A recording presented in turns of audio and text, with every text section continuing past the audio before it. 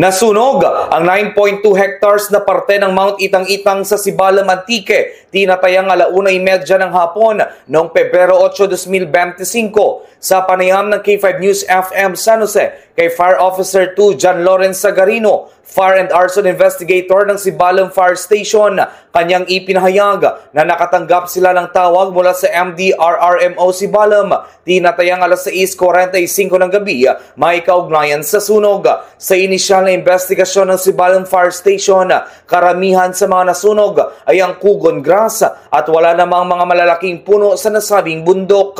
Dagdag pa nito, mga 4:40 na ng madaling araw noong Pebrero 9, naapula ang apoy. Sa ngayon, mayroon ng lead ang mga otoridad kung ano ang pinagmulan ng apoy, samantala patuloy pa rin ang kanilang investigasyon. Balita mula sa probinsya ng Antique, K5 Jojen, Kabatingan, Murillo. Para sa kampyon na balita, serbisyo publiko at kastiyan sa Pilipinas, ang kampyon na istasyon, K5 News FM. K5 News FM.